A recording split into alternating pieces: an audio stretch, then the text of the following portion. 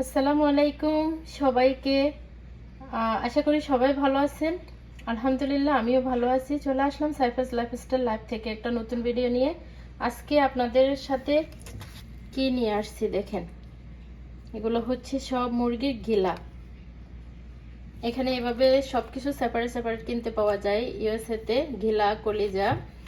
কিন্তু যেটা হচ্ছে দেখার বিষয় সেটা হচ্ছে সব জায়গাগুলোতে খেতে পারবো না। আমরা হচ্ছে শুধু হালাল স্টোরগুলো থেকেই হালাল গুলাই কিনে খাই। তো এটা একটা হালাল স্টোর থেকে কিনে নিয়ে আসছি আমরা, এরকম 2 প্যাকেট। আমার কর্তামশাইয়ের খুব পছন্দ ঘিলা কলিজা। তো আজকে ঘিলাগুলো হচ্ছে ভুনা করব, অনেকগুলো আছে কিন্তু। এগুলাকে আমি সুন্দর করে বেছে পরিষ্কার করে ধুয়ে তারপরে প্রথমে একটু পানিতে হলুদ দিয়ে হালকা একটু সেদ্ধ করে পানিটা সেই পানিটা ফেলে দিব আর কি। ঘিলা কলিজাতে কিন্তু একটা গন্ধ থাকে। যখন একটু হলুদ দিয়ে সবকিছু করে ভালো করে ফুটাইয়া ফেলে দেবো ওই পানিটা, তখন কিন্তু ওই গন্ধটা চলে যাবে। তখন কিন্তু আর গিলা খেতে কোনো গন্ধ লাগবে না, মজাই লাগে খেতে। এই যে আর দেখুন গিলাগুলা কিন্তু আমি এখানে 4-5 মিনিটের মতো এভাবে সেদ্ধ করে নিয়েছি। এই যে একটু হলুদ দিয়ে, তাহলে হচ্ছে কি কালারটা একটু সুন্দর থাকে, পরে রান্নার পরও কালারটা একটু সুন্দর থাকে। হলুদ না দিলে কেমন একটা সাদা সাদা দেখা যায়, তো খুব একটা মনে হয় ভালো হয় না। আর এটা যার যার রুচির ব্যাপার, দিতেও পারেন নাও দিতে পারেন হলুদ গুঁড়াটা। এখন আমি এটা কিন্তু ছেঁকে নেব পানিটা, এরপর এটাকে তেলে ভাজবো। আমার তেল গরম হয়ে গেছে, এখন এখানে ঘিলাগুলো দিয়ে দেবো তেলে।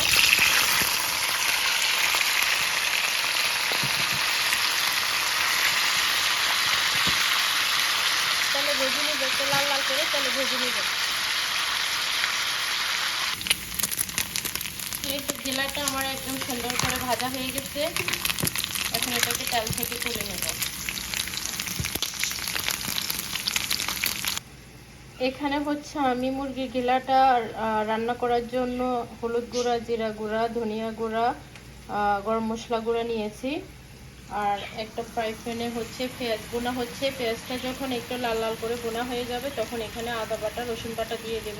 ওটা তেলে ভেজে নেব, তাহলে হচ্ছে কি আদা বাটা রসুন বাটার কাঁচা গন্ধটা থাকবে না। এখন আমি এগুলো দিয়ে সুন্দর করে একটু ভেজে নেব। পেঁয়াজটা কিন্তু আমার ভাজা হয়ে গেছে। এখন এখানে আমি আদা রসুন দিয়েছি। এখন আদা রসুনগুলো একটু ভেজে নেব।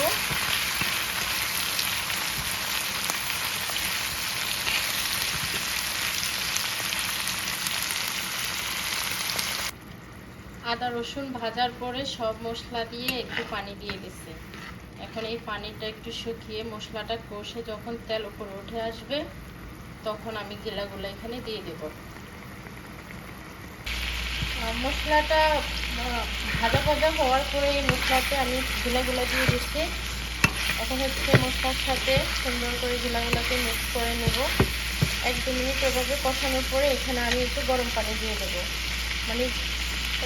ওই পরিমাণে পানি দেবেন যে পরিমাণে গিলাতে সিদ্ধ হয়ে পারফেক্ট রান্না হয়, সেরকম আন্দাজ করে পানি দিয়ে দেবেন। এই তো পানি শুকিয়ে একদম মাখা মাখা হয়ে গেছে। আর একটু এরকম ভেজে নিয়ে আর একটু যখন মাখা মাখা হয়ে যাবে তখন কিন্তু রান্না শেষ। আমি একটু কাঁচামরিচ দিয়েছি, লবণ টবণ টেস্ট করে সব কিছু পারফেক্ট করে দিয়েছি। এখন শুধু আর একটু ভুনা করব, দেন আমার ঘিলা রান্নাটা ডান হয়ে যাবে। এই যে গরম গরম ভাত নিয়ে খাওয়া শুরু করে দিলাম। আহা কি যে মজা!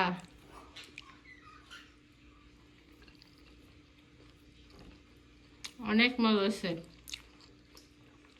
থ্যাংক ইউ সবাইকে ভিডিও দেখার জন্য।